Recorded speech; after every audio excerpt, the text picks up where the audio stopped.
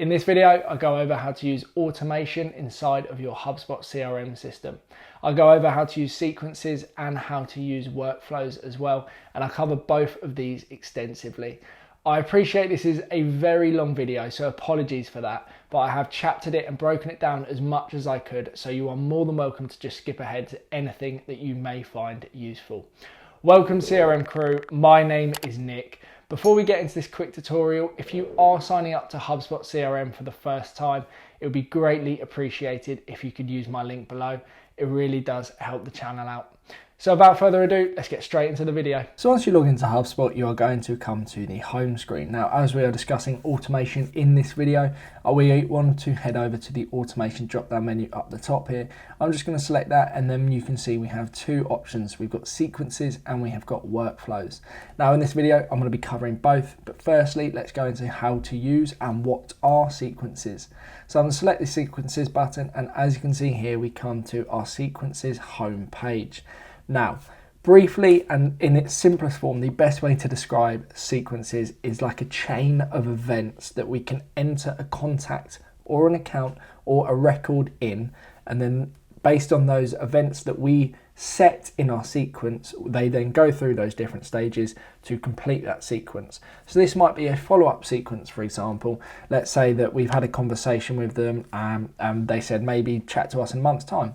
So we create a new sequence that says in 20 days time, follow up, send X email, and then 2 days after that we could create a task just to get in touch, and then maybe try and give them a phone call, just give them a nudge to see if they're interested. We can have sequences for absolutely anything, okay? And it is a very, very useful tool. One unfortunate thing with sequences is unless you've got the enterprise version of HubSpot CRM, they can't be automatically, or a record can't be automatically enrolled into a sequence, okay? If you are on the enterprise edition using the drop down menu, go to workflows, you can set that up, and I will briefly go over how we can do that later in this video. But unfortunately, as we're on the professional, we have to manually enter a record into a sequence. So I will demonstrate how to do that later on. But firstly, I just want to go over the overview, the manage, and the scheduled. So the overview of our sequences, this will tell us how many contacts have been enrolled in it, how many contacts have clicked links associated with our sequence, how many emails have been opened, replied to emails, scheduled meetings, and emailed bounced. So we can literally tell a sequence to email a contact maybe 5 days after we had a phone call with them, and the system will just do that automatically. It is really, really useful. It reduces the workload that a user needs to complete, especially if they've got a lot of contacts to manage. This just eradicates that confusion and getting lost in what they need to do.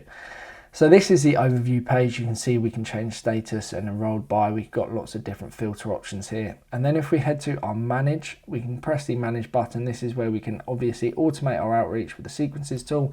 And this is where we will be able to see all of our sequences once I've gone through how to create one. And then finally, we have got the schedule buttons. Now the schedule button, this area will just show you any emails that are scheduled to be sent as part of a sequence, okay? So now you're familiar with the basics of sequences. Let's go ahead and create a new sequence.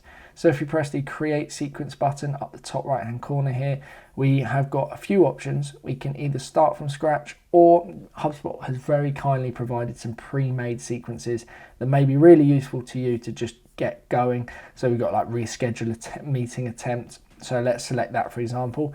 This will show you the steps. So how many steps is in the sequence, the time or the amount of time that is that this sequence is going to take to complete, and then we can scroll through all the various steps. So you can see here an automated email is going to be sent. Hey, contact first name. So let's say, hey Nick, it looks like we weren't able to connect. I waited on the call for about 10 minutes before leaving. I know this is a busy time of year. So that then gets sent. Then a task is created to give them a phone call 1 day after that email is sent. Okay, and also an email task is created as well, and this email task created immediately. This also gets sent. Hi, contact first name, do you mind if we put something on the calendar for us to connect? So that happens immediately after this. And then 3 days later, we've got, hey, contact first name. Since it doesn't look like now is a great time, I have one quick question. So you can see we are just following up, rescheduling, trying to get them to connect. Let's have another look at another example. We've got product or demo request. So the product demo request, you can see it's 5 steps. It's going to take 9 business days to complete. And you can just see we've got automated emails, phone calls, emails. We've got automated emails and to-dos as well. It's really, really simple. I recommend having a look at all these different options. The stuff that HubSpot has set up is really good. But again, we're going to start from scratch. So if you press the start from scratch button, and then we want to go to the create sequence button up the top right hand corner here, we're going to create a list of things that need to be created for a particular contact when we enroll them in this particular sequence. So I'm kind of going to make this up a little bit, but if we press the plus button, we've got a few options on the right hand side here. We've got automated email. So that is send an email automatically. Or we've got email, that is creating a task. So that is just telling the user that they need to create the task. That won't send any emails. You need to do it yourself, but it's just notifying them. We've also got calls as well and to-do list. Again, they're both tasks.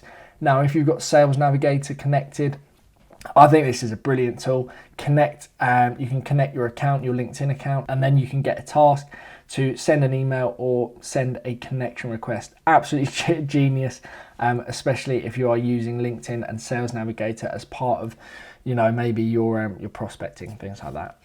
So let's say we want to create an email task, and then we can create a title. We select the type, so obviously to do call or email, that was one of the 3 options we just saw moments ago.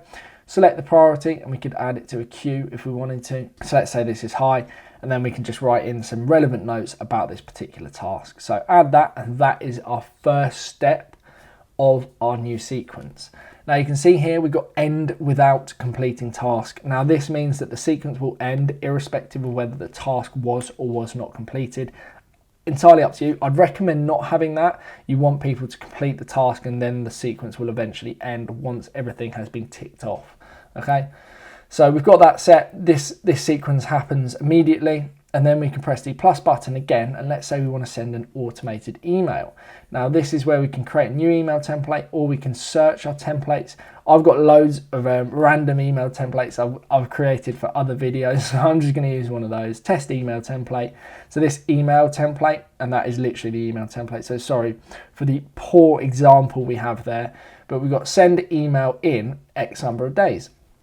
So we can say, I want to send this 2 days after we did the follow-up email, for example. Okay, so that happens immediately, email, and then automated email happens 2 days later. Okay, and then once that has been completed, we then press the plus button again, and we could go ahead, maybe we want to create a task to give them a phone call, for example, and we just add that, and we can add another number of days. Now bear in mind, when it says 3 days here, that is 3 days after this. So that's not 3 days after the first initial job for the sequence. It's after the previous one. So you'll see at the top, we're now at 5 business days to complete. People do often get confused with that, so just bear that in mind. This is 3 days after the last one. Okay, we could just keep going with our endless list of sequences and things that we want to do, but hopefully you're getting the idea now. It's really, really simple. If you press the plus button in between, you can add a new item, and again, a to-do, a call, an email, or automated list. So once you're happy with your sequence, you can go ahead, give it a name up the top here. So I'm just going to call this example sequence. There we go. And then from there, we have got our steps, which is what we're on at the moment, but we might want to change our settings. So we've got a couple of options. Execute steps on business days only. I think this is obviously something we're going to want to leave turned on. However, if you're maybe in an e-com business, you want to have this 7 days a week, it's not going to make a difference when these steps are being functioned or happening. So at the moment, it's 5 business days. If I turn that off, it then just becomes 5 days to complete. Okay, so I'll keep that on just as this example, but you can see how that, if you're working 7 days a week, it's not going to matter. Follow-up emails, thread emails as replies. You can tick that yes or no if you would like to. And then we've got our automated send window. So if you're sending an email, obviously it's going to be automated. HubSpot is going to decide based on the highest open rate during this range when is the best time to send the email, but this is our window that we are giving it. Now we can reduce that, so let's say we only want them to send an email between, I don't know, 10:30 and maybe 6 o'clock, or you can reduce that, increase that, it's entirely up to you. But HubSpot will take that window, look at the data, and then go, right, okay, maybe 1:30 is the best time to send an email. That's what that automated email send window is all about. And then finally, for our tasks, we've got email reminders. So this is just a tick whether you would or would not like to receive an email reminder just to complete a task. Okay, so if you've got a task that needs to be completed, this is for any task. So to do a phone call or an email, you'll receive a reminder, and you can select what time you'd like to see that reminder. And then finally, automation up the top right hand corner here. So we've got our automation, and this is where we can essentially unenroll records based on actions that they make. So if the contact from this sequence replies to an email, then we'll remove them from the sequence. If all contacts from the same company of this sequence reply to an email, then we'll remove everyone from that sequence. We can turn that on or off. These will remain on automatically. It can't be edited at the moment. And then meeting booked, if a meeting gets booked from a contact that's part of this sequence, again, they will be removed. Okay. Once we've made those changes, the only thing you could think of is turn that on possibly. It's up to you. But once you're happy, just press the save button. And now we've successfully created our new sequence. Now you may be wondering, if you go to the manage area, you can see our new sequence. We've got a total number enrolled, reply rate, meeting rate, so we can see whether our sequence is working or not. But we want to add a contact to our sequence. So if we go to contacts up the top left hand corner, go to the contacts area, you can see my lonely self is added as a contact in this HubSpot CRM system. If we want to add a contact to a sequence, like I said, it can't unfortunately be done automatically unless you're in the paid version, not the paid version, sorry, the enterprise version. You can see here, I've just selected my contact, enroll in sequence, and then all you've got to do is select the sequence that you'd like it to enroll in. And then you see the sequence, that's what's going to be sent. So an email task will be created, then this automated email will be sent, and then a phone call as well. I'll just press the start sequence button. That is it. That contact is now a part of our sequence. If we head back to our sequences area, you should be able to see that one has now been enrolled. And as it moves through our sequence over the next 5 days, we'll start to gather data. And obviously, the more contacts are in that sequence, the more we are going to learn about how our sequence is doing. So hopefully you're now familiar with sequences, and we can go ahead and move over to our workflows. Now, workflows are a little bit different in the way they work to sequences. Essentially, workflows is a way of telling HubSpot, if this happens, then do this. Okay, so we're not entering anything into a sequences. If this happens, if this says this, then HubSpot, could you do this, please? Is literally what a workflow is. So you can see here we have got no workflows set up at the moment, or none alive, and this is a workflows page. It's really, really simple. We've just got all our workflows. We've got any workflows with errors in a tab here. We've got unused workflows, and then we've got any workflows which have been recently deleted. Okay, so it is really simple. The concept is really, really basic, and I'm sure as you start using it, getting to grips with it, you will find that, okay, this is really, really easy. It may seem slightly confusing at the start, but believe me, once you start playing around with things, it will make a lot of sense. It is literally telling HubSpot, if this happens, could you do this, please? It's really that simple, and it removes the need for a user to have to do something based on criteria. So it just eradicates time spent, confusion, keeping on top of things, gives a user plenty of time to do other things, more important jobs. Okay, so if you press the create workflow button up the top right hand corner, let's go ahead and create our new workflow. Now, as you can see on the left hand side, we have a start from scratch, or we have templates. HubSpot has very, very kindly provided a number of different templates for us. I'll quickly explain what the start from scratch is. So you need to select essentially the record type that you're going to make changes to. So it's if a contact does this, if a company does this, if a deal does this, then do this. Okay, so that's literally what it is, just selecting which one, if a conversation, blah, blah, blah. If you are lucky enough to have I think this would be on the service package, let me just double check, yes, it's the Service Hub Professional. If you've got those, you can do it for tickets as well, quote based, really useful. Unfortunately, I don't have access to that at the moment. And then we've got our templates, so let's just go over to our templates. This is just examples that, like I said, HubSpot has provided for us. For example, notify your sales rep about a lead. So if this happens, then if a new lead comes in, send an email to a rep to to contact, take actions, to get in touch with the lead. It's really just as simple as that. When welcome new blog subscribers. When a new subscriber, when someone new subscribes to the blog, send an automated email to welcome them. It's literally that simple. HubSpot, please do this if this happens. It's really, really easy, okay? So if we go to start from scratch, I'm just going to do this for a contact. So I've selected contact, and then how do you want this workflow to start? Blank workflow, specific date, contact date. It's up to you which one you want to choose. Specific date, start on a specific date like a webinar, conference or other event, or add actions that revolve around a contact date property like when they became a customer, for example. So you can choose to do that if you'd like to. I'm just going to select a blank workflow and then press the next button in the top right hand corner. Okay. So now this is where we literally need to tell HubSpot what we would like them to do based on the information. Okay.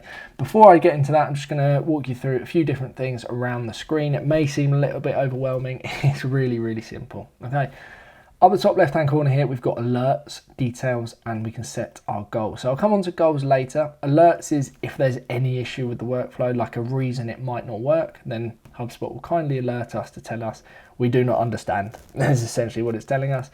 We've got the details. So if we press details here, this will take us back to like a screen where we can see like enrollment, what's going on, essentially metrics to do with that particular workflow. I'll just press the back button there and then we'll head back. Set goals, like I said, we'll come on to it in a bit. And then we've got a mini map. Now you may be wondering, why have we got a mini map? It's really simple. Some of these workflows become absolutely massive and people really go to town on them and create some really clever, really useful functions and tell HubSpot to do a number of different things, and they consequently become very, very large, and as a result, you need a mini map. We are probably not going to need one of those in this video. I'm sure some of you may be watching this video, start experimenting and really building out a workflow to make it as really effective and useful as possible. So firstly, what we need to do is set up a trigger. So that is essentially telling HubSpot, if this happens, if this happens, right? Okay, really, really easy. If a contact property, if company, so you'll be familiar with all of these. Contact properties. What are contact properties?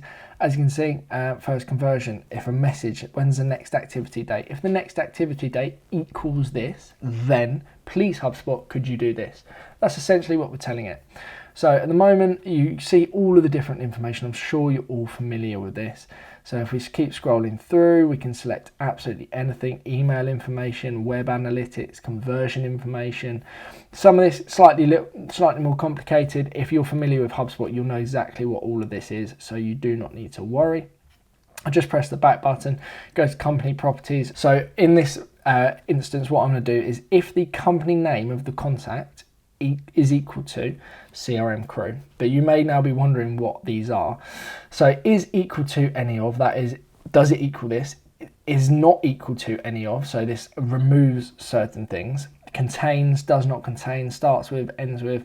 So this is kind of like a way of filtering out the information. So what I want to tell HubSpot at the moment is, if a contact company name is equal to CRM crew, and then we're going to set up our actions, then please do this.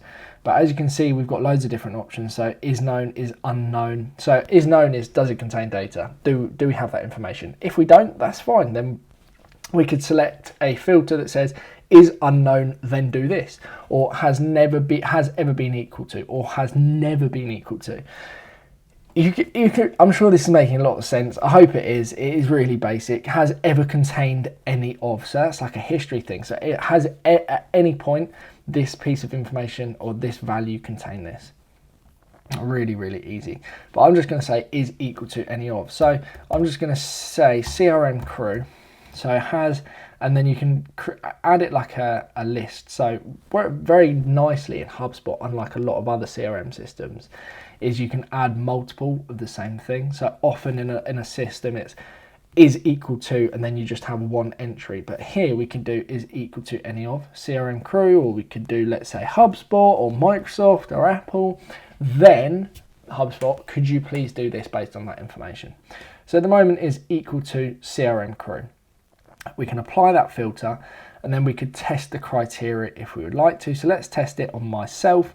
This is the only contact in the system, and lo and behold, my contact does equal the company name CRM Crew. So that's good. That means that has worked. You can test it with any contact you'd like. You can play around, see what's working, see what's not. Now you may be wondering, and or. Now what is this? So and or is essentially an opportunity for us to add additional details or add additional filters. So what we could say is company name CRM is equal to CRM Crew, and let's say annual revenue is greater than 10,000, or contact last name equals to. So that would be and. So in order for this workflow to be triggered, both of those criteria need to be met for an and. Or you could have an or. So CRM Crew, company name is equal CRM Crew, or annual revenue is over 10,000. So either the CRM Crew trigger has to be met or the annual revenue trigger has to be met in order for this workflow to begin. So you can have lots of ands, lots of ors. You can really go to town, set it up, make it a little bit more complex than it is at the moment. But again, I just suggest having a play around. It's really, really simple. Now at the top, you've got triggers, and then you've got re-enrollment. You can select if you'd like to allow contacts to re-enroll in this workflow. So you can just tick that box, allow contacts who meet trigger criteria to re-enroll, and then at least one associated company has CRM Crew. So yes, that's up to you if you'd like to. Now, once you're happy, just make sure you press the save button down the bottom here. I've made that mistake one too many times and just clicked away. Everything then vanishes. So now we have set that up, or our trigger. Now we need to go, right, HubSpot, could you please do this? And then we need to press the plus button, and this is where we could tell HubSpot what we'd like them to do. So we've got workflows, delay, with branches, internal communication, external communication, assignment, create records, list management, add to static list, remove from static list, ads management. You can see there are so many different options here. Okay, so we could enroll in another workflow if we'd like to. Delay for a set amount of time, delay until a day. So we could say delay maybe 2 days, and then I would like you to send an internal email notification, or send internal SMS, or external, send an email. So you could say send an internal email and then delay 2 days and then send an external email. That is literally what it is. We are telling HubSpot what we'd like them to do. Now, like I mentioned earlier in the sequences part of this video, we can't automate sequences unless you've got the enterprise version, and if you could, you'd see it here. Honestly, amazing tool. So you would literally be saying, if the criteria is this, then could you enter this particular contact into this sequence? So it wouldn't have to be done automatically. So that is literally as simple as that. Play around. I can't go through all of these as much as I'd like to, otherwise this would turn into a 5-hour video. So we've got the available actions for HubSpot, or you can connect to an app, let's say Asana, for example. I'm very familiar with Asana, and then you could tell Asana to do things based on that. So it's pushing information out, which is getting even more advanced, but even more useful. Okay. I am going to leave it there. You can see that there's loads of different options. I'll just press the X button. So you would have that's your trigger, and then that's your action. You can have multiple actions and delays and things like that. Now, moving on from there, we've got our settings. So what time do you want the actions to execute? So you can have it at any time, or you can select specific times, and then what upcoming dates do you want to pause actions from executing? So maybe there are days you do not want anything to happen. We can also associate workflows with campaigns, just helps with grouping data. And then on the left-hand side, we've got unenrollment and suppression.